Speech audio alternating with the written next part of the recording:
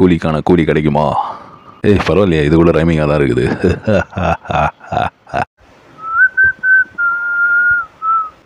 இந்த பாட்டை போய் வர விசில் அடிக்க வச்சுக்கிறேப்பா லோகேஷ் கனகராஜ். இதெல்லாம் நியாயமா?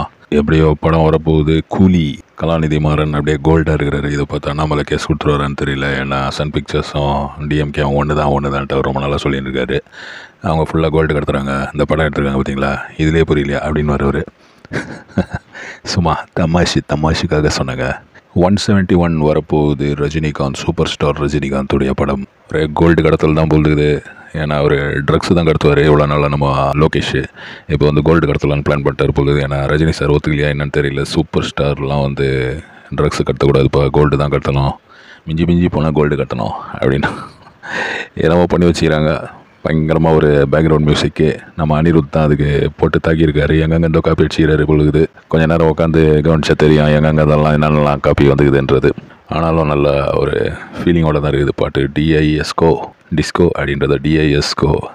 கோல்டுலேயே வந்து ஹேண்ட் கஃப்பு கிஷோர் எடுத்துன்னு போய் ரஜினி சாருக்கு போட பார்க்குறாரு போல் இது. போட்டார் போல இருக்குது. அவர் அதை வச்சு அவர் கழுத்தில் மாட்டாரா என்ன கதைன்னு தெரியல. திரும்பி இவ்வளோ வந்து அடிக்கிறாரு. அப்புறம் தாங்க மாஸ் டைலாக். ஐயோ இந்த ஆள் என்ன மனுஷங்க, 73 வயசில் இப்படி ஒரு டைலாக், இப்படி ஒரு பர்ஃபார்மன்ஸ். எப்படி நாயை புஷ்னு உட்காந்துக்கிற மாதிரி உட்காந்துக்கிறாரு பாருங்க. அவர் வந்து நாய் மாதிரி கிடக்கிறாரு கிஷோர். அப்பாவும் தாத்தாவும் வந்தார்கள் போனார்கள், தப்பென்ன சரி என்ன எப்போதும் விளையாட்டு தான் போகுது. நம்ம ரஜினி சார் வாழ்க்கையிலேயே அதுதானே, ஃபுல் டைம் விளையாடினவர் தான். அதை பற்றி இதுக்கு இப்போ அட பாவி என்பவர்கள் தப்பாக நினைக்காதே, எப்பாதை போனாலும் இன்பத்தை தள்ளாதே.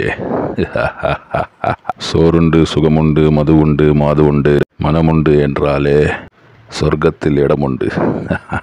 போடா. இவர் யூஸ் பண்ணுற வண்டி வந்து Yamaha RX100 நினைக்கிறேன். அந்த சவுண்டு கேட்ட போது நான் அதை விட்ற மாதிரி இல்லை போல இருக்குது. பழைய காலம் மாதிரி தான் நினைக்கிறேன். ஏன்னா ஒரு 30 years பேக் தான் நினைக்கிறேன் படத்துடைய டைம்லைன். ஒரு ஆல் த பெஸ்ட் சொல்லிடலாம். நம்மளாம் ஆல் த பெஸ்ட் சொல்ல வேண்டிய அவசியமே இல்லை. ஸ்பெஷலாக நான்லாம் ஆல் த பெஸ்ட் சொல்ல வேண்டிய அவசியமே இல்லை. அவருடைய படம் எப்படியும் 1000 கோடி அடிக்கும் நினைக்கிறேன் இந்த தடவை. அவர் வேறு அந்த பக்கம் ஒரு படம் எடுத்துன்னு இருக்காரு கிரேட்டஸ்ட்டுன்ட்டு. இவர் இந்த பக்கம் ஒரு படம் எடுத்துன்னு இருக்காரு கூலின்ட்டு.